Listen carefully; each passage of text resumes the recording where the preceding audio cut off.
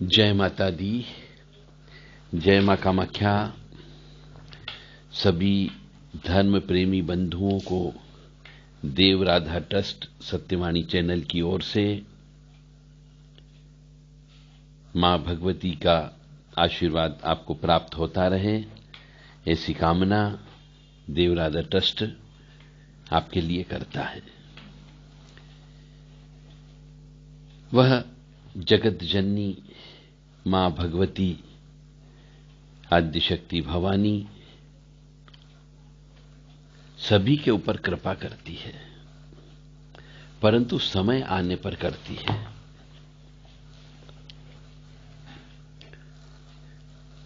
देव Radha trust समय समय पर साधक मनुष्यों के लिए जो अपने जीवन से मुक्ति और मोक्ष चाहते हैं, उन लोगों के लिए साधना से संबंधित बहुत सारा ज्ञान देता रहा है। तो जो भी व्यक्ति, स्त्री हो या पुरुष हो, जो भी आत्मा अपनी आत्मा को पवित्र करना चाहता हो, अपने शरीर को आनंदमय करना चाहता हो, अपनी इस आत्मा को परमात्मा में विलीन करना चाहता हो, ऐसे सभी धर्म प्रेमी बंधुओं के लिए साधना के हम कुछ नियम आपको बता रहे हैं कि जब भी आप कोई साधना करें, चाहे मां भगवती की करें, चाहे वह काली मां की करें, चाहे वह दुर्गा जी की करें, कुछ नियम होते हैं। उन नियमों का पालन यदि आपने किया तो आपकी साधना की सफलता संभावना बढ़ जाती है। साधना कोई खरीदने की चीज नहीं होती है। गुरु केवल आपको उस साधना के मार्ग पर चलने का तरीका बता सकता है, पर चलना आपको पड़ेगा। जैसे एक छात्र पढ़ाई खुद करता है, परीक्षा भी खुद देता है और पास होता है, परंतु एक शिक्षक, एक टीचर उसको उस पढ़ाई को करने में, याद कराने में, ज्ञान देने में, सिखाने में अपनी महत्वपूर्ण रोल अदा करता है। इसी प्रकार से देव राधा ट्रस्ट सत्यवाणी चैनल आपको साधना के पथ पर आगे बढ़ने में आपकी मदद करता है, करता रहेगा। तो साधना के ऐसे कौन से बेसिक नियम हैं जो हर साधक को पालन करना चाहिए, चाहे वह स्त्री हो या पुरुष हो। तो यदि आप किसी साधना के करना चाह रहे हैं, उसकी तैयारी कर रहे हैं, तो किन किन नियमों का आपको पालन करना चाहिए। इससे आपका प्रयोग साधना का सफल भी रहेगा और साधना में निर्विघ्न रूप से साधना आपकी सफल हो जाएगी या संपन्न हो सकती है। कोई जरूरी नहीं कि पहली बार में ही आपको साधना करें तो कुछ अनुभव होने लगे, यह कंफर्म नहीं है। आपके पिछले जन्म के क्या पाप कर्म हैं, पिछले जन्म के आपके क्या पुण्य कर्म हैं, उस पर निर्भर करता है कि आपकी एक बार की साधना सफल होगी या नहीं होगी। यदि आप पिछले जन्म के पापी व्यक्ति हो, पिछले जन्म की पापी आत्मा हो, तो एक बार की साधना करने से कुछ भी नहीं होगा। केवल आपकी आत्मा के ऊपर जो धूल चढ़ गई है, मलिनता आ गई, केवल वो साफ होती है, बाकी कुछ भी महसूस नहीं होगा। क्योंकि आत्मा में पवित्रता जब तक नहीं आएगी, आपको ईश्वरीय शक्ति का आभास नहीं होगा। इसलिए लगातार साल में 2-3 बार या प्रतिवर्ष कुछ समय के लिए आपको साधना करते रहना चाहिए। ऐसे हमारे यहां पर साधना के लिए बहुत से समय दिए गए हैं। जैसे कि नवरात्रि आती है, 2 गुप्त नवरात्रि आती है, ये सब साधना का समय होता है। भैरव जयंती आती है, उस समय साधना कर सकते हैं। हनुमान जयंती आती है, उस समय साधना की जा सकती है। महाशिवरात्रि आती है, उस समय साधना की जाती है। माघ का महीना होता है, इसमें साधना अवश्य करना चाहिए हर मनुष्य को, क्योंकि ये महीना बहुत ही सिद्धि के लिए विशेष तौर से पवित्र माना गया है, क्योंकि इस महीने में ग्रह नक्षत्रों का प्रभाव कुछ विशेष प्रकार का होता है। तो साधना करते समय आपको अपने शरीर की शुद्धि अत्यंत आवश्यक होती है। शरीर की शुद्धि यानी कि इस शरीर के अंदर जो खून, मांस, मज्जा है, उन सबकी शुद्धि जरूरी होती है। तो शरीर की शुद्धि के लिए शास्त्र ये कहता है कि मनुष्य को किसी भी पवित्र नदी में जाकर के या पवित्र कुंड में जाकर के स्नान करना चाहिए, और साधना के पहले कम से कम 5 घाट पर स्नान करना चाहिए। नदी एक भी हो सकती है, उसके 5 घाट अलग अलग जगह होते हैं जो सिद्ध स्थान के रूप में जाने जाते हैं। तो 5 अलग अलग गांव में जाकर के भी स्नान कर सकते हो। तो 5 जगह स्नान करना चाहिए। स्नान करने के पहले जिस भी नदी में, तालाब में आप स्नान करते हैं, वहां पे पूजन किया जाता है, भेंट पूजा दी जाती है, उसके बाद स्नान करना चाहिए। यदि नदी में स्नान कर रहे हैं तो नदी को एक स्त्री रूप माना गया है, तो नारियल, चुनरी, श्रृंगार का सामान, ये सब चीज उन नदी में प्रवाहित करें, उसके बाद स्नान करना चाहिए। तो शरीर की शुद्धि के लिए 5 घाटों का स्नान करना चाहिए, और 21 कुंड के जल से भी स्नान करना चाहिए। गोमूत्र से स्नान करना चाहिए, पंचगव्य से स्नान करना चाहिए, क्योंकि शरीर के अंदर बहुत मलिनता होती है। तो मलिनता को साधना के पहले वो सब धूल मिट्टी हटाना होती है। जैसे एक घर बहुत दिनों से बंद है, तो जब 1 साल से या 6 महीने से एक घर बंद होता है और जब उस दरवाजे को खोला जाता है तो अंदर धूल, मिट्टी, जाले सब कुछ मिलते हैं।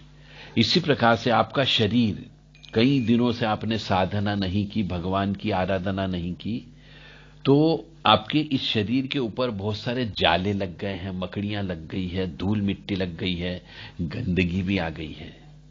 तो उन सबको साफ करके धोना पड़ता है।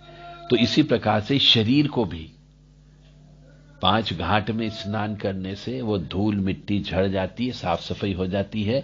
गोमूत्र से स्नान करने से अच्छी शुद्धता होती है। पंचगव्य से स्नान करने से और ज्यादा शुद्धता आ जाती है। उसके बाद गुलाब जल और इत्र डाल करके भी स्नान कर लेना चाहिए। तो एक साधक मनुष्य को यह जब तक ये नहीं करेगा, उसकी मलिनता नहीं साफ नहीं होगी। हमारा धर्म है केवल आपको ज्ञान देना, हम कोई साधना को बेचते नहीं हैं। हम सिर्फ साधना के पथ पर आगे बढ़ने के लिए आपको रास्ता बता सकते हैं। चलना आपको पड़ेगा और वहां तक पहुंचना भी आपको पड़ेगा। एक टीचर होता है, वह एग्जाम नहीं देता है, वह तो आपको एग्जाम दिलवाता है कि आप पास होकर के बड़े ऑफिसर बन जाओ। इसी प्रकार से साधना में गुरु जो होता है वो सिर्फ साधना बेचता नहीं है, डिग्री बेचता नहीं है। वह आपको डिग्री दिलवाने में मदद कर सकता है, आपको पढ़ाई लिखाई करा सकता है, आपको ज्ञान दे सकता है, आपको हिंट दे सकता है, पर चलना और परीक्षा देना आपको स्वयं को पड़ती है। इसलिए जो व्यक्ति साधना को बेचता हो, साधना को बाजार में सब्जी भाजी वस्तु जैसे बोलता हो कि ये साधना 10 दिन में ले जाओ, ये साधना 2 दिन में ले जाओ, ये प्रेत साधना हो गई, यक्षिणी साधना हो गई, अप्सरा साधना हो गई, ये सब जो है आपको लूटने का एक तरीका है। तो ऐसे किसी भी झांसे में आपको नहीं आना है। जय माता दी, जय मां कामाख्या। जब भी साधना करें तो शरीर पर यह भारी लबादा नहीं पहनना चाहिए। ऐसे कपड़े पहनना चाहिए जिससे शरीर पर बोझ महसूस न हो। हल्के कपड़े पहनो, और हल्के कपड़े पहनने से जो साधना करते हैं, मंत्र जप करते हैं, उसमें भी आसानी होती है। इसलिए पतले कपड़े पहने जाते हैं। साधना काल के दौरान सूती कपड़े पहनना चाहिए ताकि बोझ भी महसूस नहीं होता है। हां, ठंड का मौसम हो यदि और उस समय साधना करना है, जैसे माघ का महीने आता है तो उसमें साधना की जाती है, पर ठंड का महीना होता है तो आप उसमें कुछ गर्म कपड़े पहन सकते हो, कुछ भारी कपड़े नहीं पहनना चाहिए। साधना करते समय साधना के लिए विशेष रूप से शांत स्थल आपको चुनना चाहिए, जहां पे आवाज कम आती हो, पोल्यूशन कम से कम होता हो, ऐसी जगह को आपको चुनना होता है। शोरगुल बिल्कुल भी नहीं होना चाहिए। साधना के लिए बहता हुआ पानी हो तो बहुत अच्छी बात होती है। साधना के लिए एकांत स्थान यानी शमशान सबसे अच्छा मार्ग माना गया है, या फिर ऐसा मंदिर जो जंगल के अंदर होता है, उस मंदिर में सेवा करो और वहीं पर रह करके आपको अपनी साधना करना है, ताकि किसी का आना जाना नहीं होता है। नदी का किनारा सबसे अच्छा माना गया, पवित्र नदी का किनारा और अच्छा माना गया है। पवित्र नदी का मतलब हो गया गंगा, जमुना, सरस्वती, गोदावरी, नर्मदा, कावेरी, सिंधु, शिप्रा, ऐसी नदियों के किनारे बैठ करके आपको साधना करना चाहिए। परंतु नदियां जितनी भी हो वह सब बहती हुई नदियां होना चाहिए, तो ही आपकी साधना सफल होगी।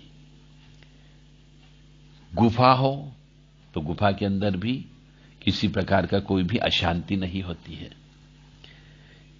वन हो सकता है, या वन के अंदर एक मंदिर है उसके अंदर कर सकते हैं। तो एकांत स्थान आपको चॉइस करना है साधना करने के लिए।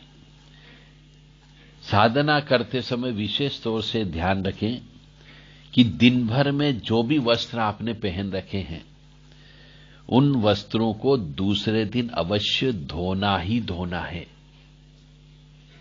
यानी कि एक वस्त्र को एक ही दिन पहना जाए, दूसरे दिन पानी से निकाल करके आपको सुखाना है।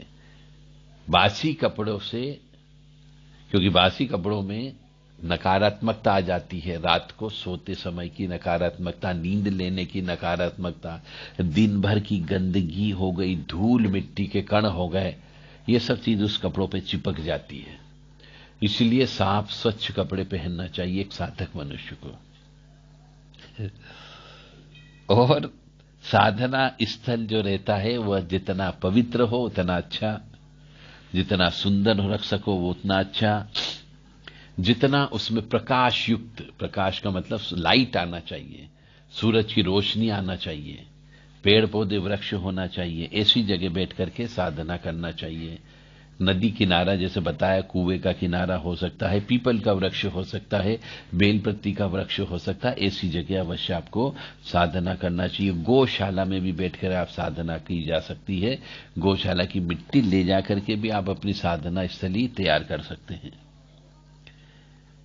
साधना करते समय ऐसा आसन होना चाहिए आपके पास में जिससे बैठने में आसानी हो। यदि आपको बैठने में कोई तकलीफ होती है तो डबल स्पंज वाला आसन भी आप ले सकते हैं। यानी ऐसा आसन होना चाहिए जिससे बैठने में आरामदायक महसूस होता हो। ऐसे साधना करने के लिए आसन उपलब्ध हो तो ठीक, अन्यथा आप साधना चलते फिरते उठते बैठते भी की जा सकती, बशर्ते कि स्थान वही होना चाहिए। जब भी आप बैठें तो आपके पास आसन हो और आसन आपके आरामदायक आसन होना चाहिए। अब बैठने के लिए भी बताया गया है शास्त्रों में तो कि सुखासन पे बैठ करके ही साधना करना चाहिए।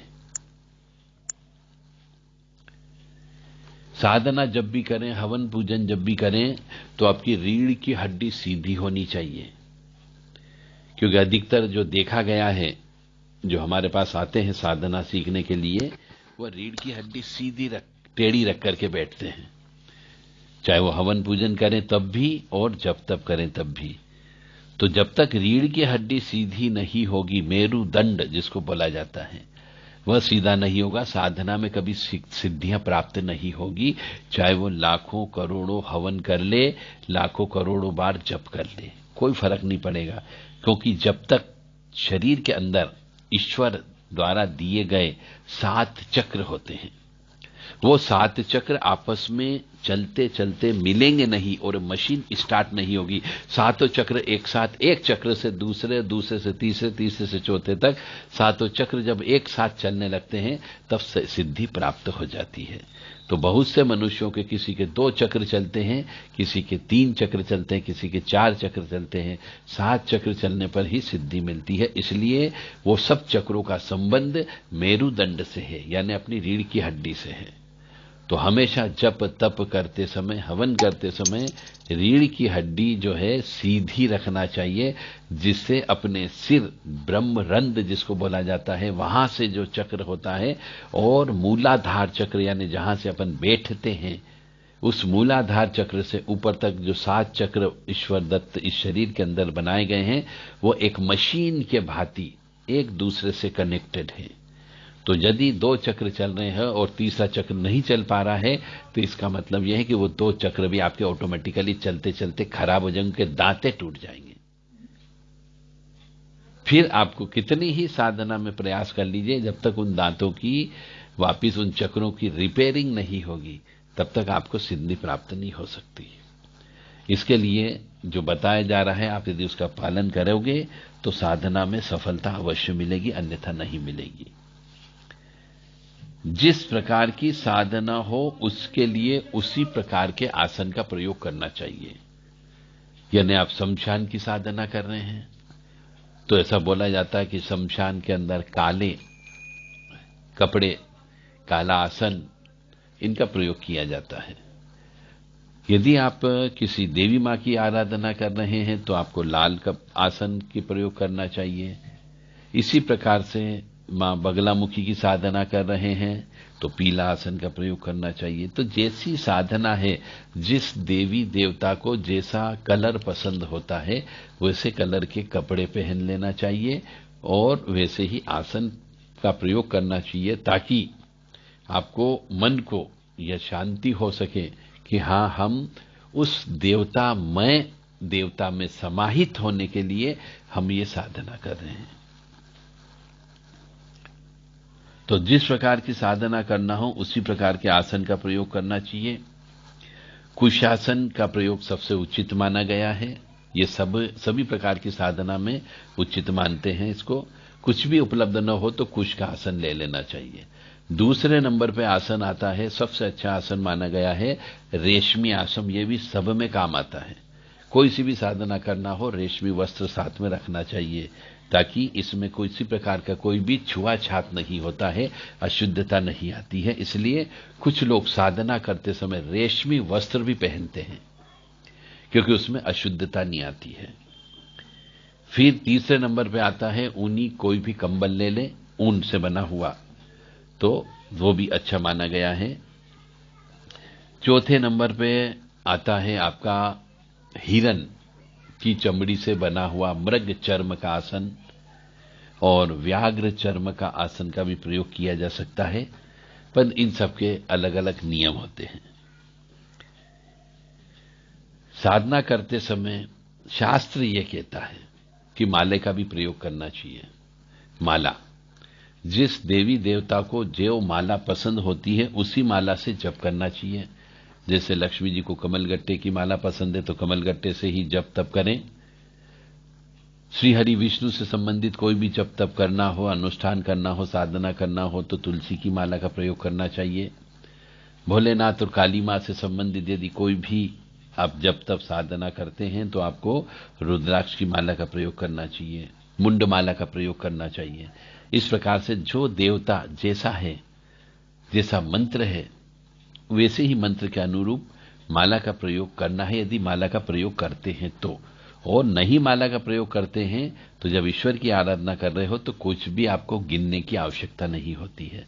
अनवरत अनंत आप उसको जप कर सकते हो, परंतु जितना भी जप करें उसका दशांश हवन करना आवश्यक होता है, क्योंकि माला जप करने से आपका मन भटकता है, क्योंकि माला की गोरियां भी खिसकाना होती है, मंत्र भी आपको बोलना होता है, और ध्यान भी रखना पड़ता है कि माला का सुमेरु कहीं उचक न जाए, सुमेरु पर वापस पलटाना पड़ता है।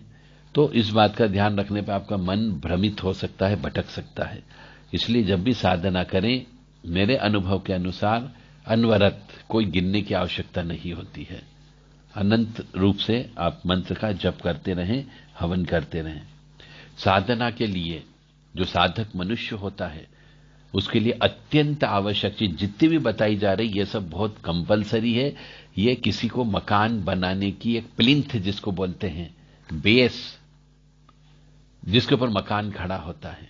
यदि नींव ही आपकी कमजोर है तो आपकी साधना में सिद्धियां नहीं मिल सकती। तो साधक मनुष्य को अपने कुछ नियम का पालन करना चाहिए, कुछ नियम बनाना चाहिए जो सार्वभौमिक नियम होते हैं। जैसे कि चाहे कैसी भी परिस्थिति हो, बीमारी की अवस्था को छोड़ करके एक साधक मनुष्य को तो पहली बात तो बीमार होना ही नहीं चाहिए, और यदि बीमार हो गया तो उसकी साधना भंग हो गई ये मान करके उसे साधना त्याग देना चाहिए। फिर दूसरी समय पे शुभ मुहूर्त में, शुभ नक्षत्र में साधना करने का संकल्प लेना चाहिए। तो साधक मनुष्य को हमेशा ब्रह्म मुहूर्त में उठना चाहिए। यदि वो ब्रह्म मुहूर्त में नहीं उठता है, जब तप नहीं करता है, स्नान ध्यान नहीं करता है, तो उसको साधना में सफलता नहीं मिलेगी।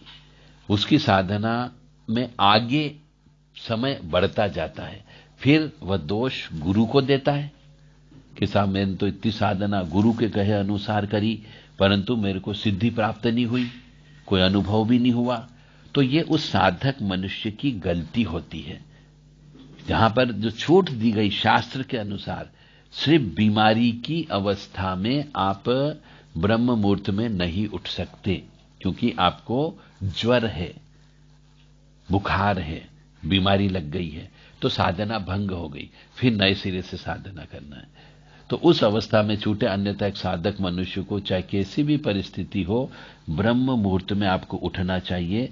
सूर्य उदय के कम से कम 1.5 घंटा पहले प्रातःकाल के समय उठ करके स्नान ध्यान करके जो माला दी गई है या जो मंत्र दिया गया है गुरु के द्वारा, उसका जप करना चाहिए।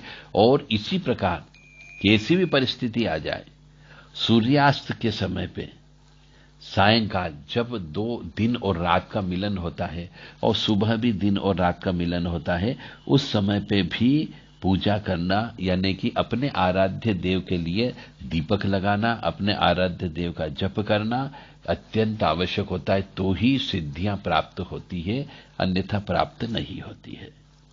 इसलिए बहुत से मनुष्य कहते हैं कि साहब गुरु ही हमारा भक्षक बन गया। बहुत से लोग का हमारे पास फोन आते हैं, संदेश भी आते हैं कि हमारे गुरु ने हमारे साथ धोखा कर लिया, हमारा गुरु हमारे पीछे पड़ गया, हमारा गुरु हमारी संपत्ति हड़पना चाहता है, या फिर गुरु ने हमारे द्वारा कमाई गई साधना को चुरा लिया। ऐसे जो साधक मनुष्य गुरु के ऊपर इल्जाम लगाते हैं, उन्हें ताज जिंदगी भर कभी भी साधना में सिद्धियां मिल ही नहीं सकती। गुरु के पास तो ज्ञान का भंडार है, तभी तो वो गुरु बना, तभी तो शिक्षक बना, तभी तो वो बच्चों को पढ़ाता है। और वो बच्चों ने जो प्राप्त किया ज्ञान, उसको कैसे चुरा सकता है? क्योंकि वो तो गुरु के पास तो ज्ञान पहले से ही, वो तो गुरु अपना ज्ञान बच्चों को दे रहा है, तो वो उससे ज्ञान क्या प्राप्त करेगा? इसी प्रकार से गुरु के पास तो स्वयं सिद्धियां होती ही है। शिक्षक के द्वारा यानी शिष्य के द्वारा जो सिद्धियां प्राप्त की गई है, जब तब किया गया, उसका वो चोरी नहीं कर सकता है, क्योंकि वह मनुष्य का अपना स्वयं का कर्म होता है, उस आत्मा का अपना स्वयं का कर्म होता है। उस कर्म में यदि वो फेल हो गया, यदि वो एक बालक बार बार फेल हो जाए, तो वो गुरु के इल्जाम लगाए कि साहब इनने जानबूझ के मेरे से चिढ़ते हैं, इसलिए इनने मेरे को फेल करवा दिया। तो ये तो कहना बिल्कुल गलत बात है। हर गुरु का एक कर्तव्य होता ही है कि उसके यहां जितने भी बच्चे पढ़ें वो सब आगे बढ़े, अगली क्लास में जाए। कोई भी गुरु नहीं चाहता है कि उसके द्वारा पढ़ाया गया बच्चा फेल हो जाए। इसलिए जो व्यक्ति अपने गुरु के ऊपर इल्जाम लगाते हैं उल्टे सीधे किसी भी प्रकार के, उस शिष्य को जिंदगी में कभी भी सफलता मिल ही नहीं सकती, चाहे वो कितना ही प्रयास कर ले। इसलिए कभी भी साधना करें तो अपने जो गुरु के द्वारा बताए गए नियम है उनका पालन करें। आप नियम का पालन नहीं करते हो, इसीलिए आपको साधना में सिद्धियां प्राप्त नहीं होती है और वो सिद्धि आगे बढ़ती जाती है। जितनी बार आपने इन नियमों को तोड़ा उतनी बार आप फेल हो गए। हो सकता है वह परीक्षा आपकी 3-3 माह में होती हो, 3-3 महीने में भी एग्जाम होती है जिसको टर्म एग्जाम कहते हैं। 6 मंथली एग्जाम भी होती है, 6 मंथली, एक वार्षिक एग्जाम होती है। इसी प्रकार से साधना में भी गुरु और शक्ति मिलकर के उसकी परीक्षा लेते हैं और वो परीक्षा में फेल हो जाता है तो उसका वो समय जो पास होने का रहता है कि इस 3 माह एग्जाम में फेल हो गया तो पुनः वापिस वही 3 महीने फिर उसके आगे बढ़ गए। 6 माही एग्जाम में फेल हो गया तो अगले फिर 6 माही उसकी खराब हो गई। इस प्रकार से उसका समय बढ़ता जाता है और वो साधारण मनुष्य इस चीज को समझता नहीं है और इल्जाम गुरु के ऊपर लगाता है। इसलिए गुरु पर इल्जाम लगाने के पहले अपनी अंतरात्मा में झांक करके देखिए कि आपने क्या क्या गलतियां की। साधना करने के पहले मनुष्य को अपना स्वयं के द्वारा अपने पितरों के निमित्त अपने द्वारा जाने अनजाने में मारे गए कीट पतंग चींटी चींटे अन्य जानवर, चाहे वो अपने हाथ से मरे हो, चाहे वो चप्पल जूतों से चलने से मरे हो, चाहे वो मोटरसाइकिल चलाने से मरे हो, चाहे 4 पहिए की गाड़ी चलाने से मरे हो, उन सबकी आत्मा की शांति के लिए, पितरों की शांति के लिए, प्रेतों की शांति के लिए नांदी श्राद्ध कर्म करने के बाद ही साधना में प्रवृत्त होना चाहिए। ताकि साधना करते समय बीच में यदि घर परिवार में किसी के यहां पे सूतक हो जाए, बच्चा पैदा हो जाए, परिवार में किसी की एक्सीडेंट में मौत हो जाए या कोई वृद्ध व्यक्ति साधारण मौत अपनी मृत्यु को प्राप्त हो जाता है तो सूतक पातक लगने की वजह से उसकी साधना भंग नहीं होती है। साधना काल के दौरान संकल्प लेने के बाद यदि घर परिवार में किसी की मृत्यु हो जाती है तो फिर उसमें किसी भी प्रकार का सूतक पातक नहीं लगता है, क्योंकि पहले से ही नांदी श्राद्ध कर्म करने के बाद ही आप साधना में प्रवृत्त हुए हो। तो हर साधक को यह ज्ञान होना चाहिए कि वह अपने गुरु के माध्यम से या किसी भी ज्ञानवान शास्त्री पंडित पुजारी के माध्यम से साधना करने के पहले नांदी श्राद्ध कर्म करवाए, उसके बाद साधना का संकल्प ले और साधना में प्रवृत्त होना चाहिए, ताकि साधना आपकी भंग नहीं होनी चाहिए। साधना के लिए एक निश्चित समय पे संकल्प ले, निश्चित समय का, कि मैं इतने दिन तक इस नियम का पालन करते हुए साधना करूंगा। और यदि वो संकल्प लेता है तो ऐसा भी कहा गया है कि निश्चित स्थान भी फिक्स होना चाहिए। जैसे 21 दिन की साधना, 41 दिन की साधना, 90 दिन की साधना, 6 माह की साधना, तो उस साधना के दौरान फिर ये सब नियम का पालन उसको करना चाहिए। उस स्थान से बाहर भी नहीं निकलना चाहिए जहां पर संकल्प लिया जाता है कि मैं यहां पर रह करके 6 महीने, 3 महीने, 41 दिन की या 21 दिन की साधना करूंगा और ऐसी ऐसी साधना करूंगा। तो ये सब नियम उस समय पे लागू हो जाते हैं। भगवान तो ऐसे सभी दिशा में व्याप्त है, 10 दिशा जिसको बोला जाता है, पूर्व पश्चिम उत्तर दक्षिण आकाश पाताल और 4 और अन्य दिशा हो गई, ईशान कोण, आग्नेय कोण, नैऋत्य कोण, सभी दिशा में। परंतु फिर भी ऐसा कहा गया है कि जब हिंदू सनातन धर्म के अनुसार साधना करते समय मनुष्य का, साधक का मुंह जो है पूर्वमुखी होना चाहिए, क्योंकि पूर्व से सूर्य नारायण भगवान की ज्योत प्राप्त होती है। तो पूर्वमुखी होना चाहिए और ऐसी जगह साधना करना चाहिए जहां पर रोजाना सूर्य की रोशनी अवश्य आती है। और साधना काल के दौरान यदि माला का प्रयोग करते हैं तो माला गोमुखी, मतलब माला रखने की एक स्पेशल थैली होती है, उसमें रख करके जप करना चाहिए। माला किसी को दिखना नहीं चाहिए यदि मनुष्यों का आना जाना हो तो। और यदि मनुष्यों का आना जाना नहीं हो तो ऐसे स्थान पर गोमुखी की आवश्यकता नहीं होती है, आप माला को खुले अवस्था में भी रख करके जप कर सकते हैं। माला पूरी हो जाने पर सुमेरु का उल्लंघन नहीं करना चाहिए। यह भी ज्ञान आपको होना चाहिए कि सुमेरु किसे कहा जाता है। सुमेरु को माथे से लगा करके फिर पलट करके जप शुरू करना चाहिए। हमने हमारे द्वारा देखा गया है कि वो सुमेरु को इतनी तेज गति से, इतने तेज स्पीड से बढ़ाते हैं कि वो मंत्र क्या बोल रहे हैं ये समझ के बाहर की बात होती है। फिर सुमेरु को पलटते भी नहीं है, माथे से भी नहीं लगाते हैं, यानी कि वो सुमेरु का उल्लंघन कर रहे हैं, इसका अर्थ ये है। तो ऐसे मनुष्यों को किसी प्रकार की सिद्धि प्राप्त नहीं हो सकती। जप करते समय मनुष्य को झूमना नहीं चाहिए और पांव भी नहीं हिलाना चाहिए, इसलिए कहते हैं आसन पे बैठो। जप करते समय आपका ध्यान नहीं भटकना चाहिए और जप करते समय जोर जोर से अनियंत्रित होकर के भी जप नहीं करना चाहिए।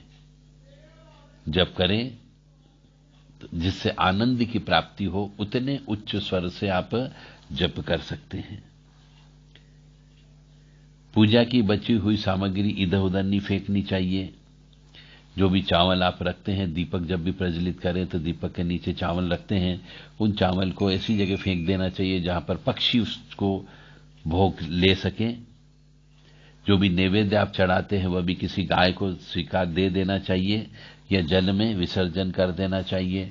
और एक साधक मनुष्य के लिए बहुत ही विशेष बात, जिंदगी भर आप साधना करते रहो, यदि आपने ये नहीं किया तो साधना में सफलता मिलेगी ही नहीं। 99% तक आप पहुंच जाओगे, परंतु 1% के लिए आप रुक जाओगे। और यदि ये चीज किसी गुरु ने नहीं बताई या गुरु इस चीज को नहीं पकड़ पाया कि आपकी साधना में सिद्धि क्यों नहीं हो रही है, तो आप जिंदगी भर भटकते रहोगे, 10 गुरु करते रहोगे, फिर भी आपको सिद्धियां प्राप्त नहीं होगी। बहुत रहस्यमय ज्ञान हम आपको देव राधा ट्रस्ट के माध्यम से आपको दे रहे हैं। अब आप ये ज्ञान लेना चाहते हो तो आपकी इच्छा, नहीं लेना चाहते हो तो आपकी इच्छा। हमारा धर्म था कि जो साधक मनुष्य भटक रहे हैं, जो गुरुओं पर इल्जाम लगा रहे हैं, हमें उस गुरुओं के इल्जाम लगाने पर पहले आपको हम ये आईना दिखाना चाह रहे हैं। अपनी आत्मा की अपने गिरेबान में झांक करके साधक मनुष्य को बताना चाहते हैं कि गलती आपकी स्वयं की है, गुरु की गलती नहीं है। हां, गुरु की गलती यह हो सकती है कि गुरु ने आपको यह चीज नहीं बताई, तो हम आपको बता रहे हैं आप इस चीज का प्रयोग अवश्य करें। तो एक मनुष्य को यदि साधना में सफलता चाहिए और 99% साधना पूरी हो गई परंतु 1% सफलता नहीं मिल रही हो, तो वो 1% के लिए उसको रोजाना सूर्य उदय के समय पर सूर्य नारायण भगवान को जल अर्घ अवश्य देना चाहिए। यदि वो ये नहीं देता है, उस समय पे गायत्री मंत्र अवश्य बोलना चाहिए। यदि वो ऐसा नहीं करता, सूर्यनारायण भगवान को अर्घ नहीं देता है, तो उसकी साधना में 99% तक वो नंबर प्राप्त कर सकता है, परंतु 1% जिसको बोलते हैं पूर्ण सिद्धि, वह पूर्ण सिद्धि उसको प्राप्त नहीं होगी। सूर्यनारायण भगवान को, जो कि गायत्री, जहां से ज्ञान का भंडार स्टार्ट होता है, जहां से सिद्धियां प्राप्त होती है, वो 1% वहां पर रुक जाएगी आपको। इसलिए आपको सूर्यनारायण भगवान को अर्घ्य अवश्य देना ही देना है। और पूजा करने के बाद में जो भी सामान बचे उसे जल में विसर्जन अवश्य करें। देवता के सामने जला हुआ दीपक उसे जले रहने देना चाहिए। यदि उसमें तेल घी बच जाता है तो उसे कभी भी फूंक से बुझाना नहीं चाहिए, उसको पूरा जल जाना देना चाहिए।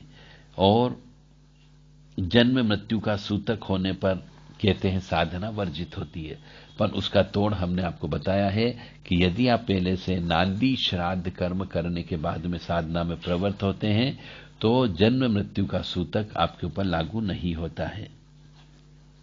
अपने इष्ट देव के प्रति आपकी अटूट श्रद्धा होनी चाहिए। अटूट श्रद्धा का मतलब बिल्कुल अंध भक्ति होनी चाहिए। यही आपकी साधना की नींव को मजबूत करता है, प्लास्टर करने का काम करता है। यदि आपकी विश्वास ही नहीं है, श्रद्धा ही नहीं है, या श्रद्धा में कहीं न कहीं शंका आ गई है 1% भी, तो फिर आपकी साधना में सफलता प्राप्त नहीं होगी। यानी मकान तो पूरा बन गया परंतु उसमें प्लास्टर नहीं हुआ है आपका। साधना के दौरान प्रातः काल सवेरे सवेरे माला जो होती है वो जप की जाती है। बहुत से लोग माला से जप करते हैं, तो सवेरे के समय माला जो है नाभि के सामने होनी चाहिए। नाभि यानी मनुष्य का शरीर के अंदर एक नाभि होती है, उसके सामने माला होनी चाहिए। दोपहर में जब भी वो जप तप करता है तो वो माला हृदय के सामने होनी चाहिए, और शाम के समय पे जप तप करते हैं तो मस्तक के सामने रख करके जप करनी चाहिए। ये शास्त्र का नियम बोलता है, क्योंकि ऐसा नहीं करने से भी आपको उसकी आत्मसात यानी नाभि में यदि किसी प्रकार की कोई भी खिलाई पिलाई होने की वजह से, अशुद्ध भोजन करने की वजह से, तंत्र मंत्र होने की वजह से यदि कोई नकारात्मक ऊर्जा नाभि के अंदर बैठी हुई है तो नाभि के सामने तक माला रखने से, जप करने से, माला के स्पर्श होने से वह चीज उस जगह से स्थान छोड़ देती है। यानी आपका शरीर का शुद्धिकरण होता है। फिर हृदय का शुद्धिकरण होता है दोपहर के समय पे, और शाम के समय पे मस्तिष्क का शुद्धिकरण होता है। इसलिए ऐसा बताया गया है कि तीनों समय पे त्रिसंध्या जिसको बोलते हैं, माला जप करना ही करना चाहिए। और माला से करते हो तो कहां कहां पे माला रखते हैं यह भी हमने आपको बता दिया। हमारे नियम के मुताबिक तो माला से जप करना ही नहीं चाहिए, क्योंकि जब हम साधना और प्राप्त करना चाह रहे हैं, सिद्धि प्राप्त करना चाह रहे हैं, उस शक्ति को आत्मसात करना चाह रहे हैं, तो मंत्र से गिनना ही नहीं चाहिए। और ध्यान रखें, जो भी नियम है ये सब बहुत कड़े नियम हैं। कुछ भी हो जाए, पृथ्वी इधर से उधर हो जाए, यदि साधक मनुष्य है, उसे यदि परीक्षा में पास होना है तो इन नियमों का, कठोर नियमों का पालन वो बड़े कठोरता से करे। और ये सब साधनाएं जो होती है हर आदमी के वश की बात नहीं होती है कि हर आदमी साधना में आ जाए, हर आदमी बाबा बन जाए और हर आदमी को सिद्धि मिल जाए। इसके लिए बहुत त्याग करने की आवश्यकता होती है। परंतु जो लोग साधना करने की हिम्मत रखते हैं वे इन नियमों का कितना भी कष्ट आए पालन अवश्य करते हैं, तभी सफलता मिलेगी, अन्यथा नहीं मिलेगी। मानो या न मानो, ये आज हमने आपको अपनी जिंदगी की साधना से संबंधित नियम, सिद्धि से संबंधित नियम के कड़े कानून आपको बता दिए, जो हमने अपनी जिंदगी में भी अनुभव किए हैं। अब इनका पालन करना साधक मनुष्य के ऊपर निर्भर करता है। यदि आपको कोई भी व्यक्ति, मैं पुनः कहना चाहूंगा कि यदि कोई भी व्यक्ति आपको ये कहता हो कि साधना में 10 दिन में दे दूंगा, तो आप ये मान करके चलें आप वहां पे जो जाओगे वो समय बर्बाद करोगे। वहां यदि कोई पैसा देते हो तो पैसा भी बर्बाद करोगे। कोई भी परीक्षा, कोई भी डिग्री, विशेष तौर से आध्यात्मिक साधना से संबंधित आप खरीद नहीं सकते। उसको स्वयं के द्वारा जागृत करके उसको सिद्ध करना होती है। इस बात का ध्यान अवश्य रखें। बाकी आपकी इच्छा, यदि आपके भाग्य में लूटना लिखा है, यदि आपके भाग्य में धोखा होना लिखा है, तो आपको धोखेबाज व्यक्ति अवश्य मिलेंगे।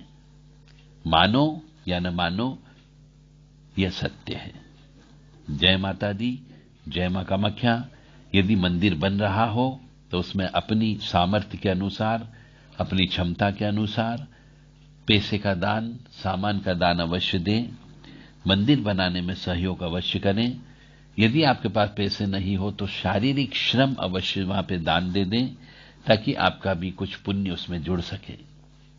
यदि कहीं पर भंडारा हो रहा हो तो उसमें अन्न का दान अवश्य करें, ताकि आपको पुण्य की प्राप्ति हो सके। पिछले जन्म के कर्म के, पाप कर्म के अनुसार ही आपको कष्ट की प्राप्ति होती है। पिछले जन्म के पाप कर्मों के अनुसार ही आपके बच्चों को कष्ट की प्राप्ति होती है। पिछले जन्म के पाप कर्मों के अनुसार ही आपको अपने, यदि स्त्री है तो पति को कष्ट की प्राप्ति होती है, और यदि पुरुष है तो उसको पत्नी को कष्ट की प्राप्ति होती है।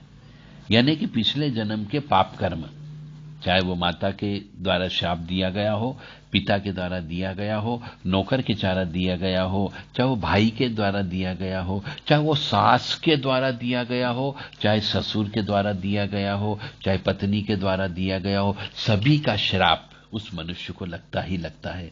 जिसकी हाय बद्दुआ आपने ली पिछले जन्म के कर्म के अनुसार, इस जन्म में वैसा आपको भोगना ही भोगना पड़ेगा।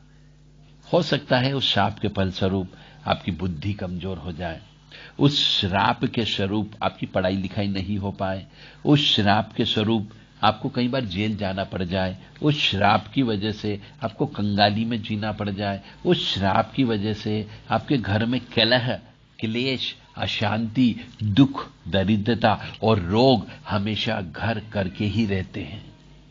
इसलिए कहते हैं दान धर्म करो और पुण्य का काम करो। अन्न का दान महादान है। अन्न का दान करते रहिए और अपने पापों को काटते रहिए। मंदिर बनवाते रहिए और अपने पापों को काटते रहिए। भगवान की सेवा करते रहिए, मंदिरों की साफ सफाई करते रहिए, मंदिरों में झाड़ू लगाते रहिए और अपने दरिद्रता को साफ करते रहिए। जय माता दी, जय मां कामाख्या। आपने जो इतना समय दिया है उसके लिए बहुत बहुत धन्यवाद।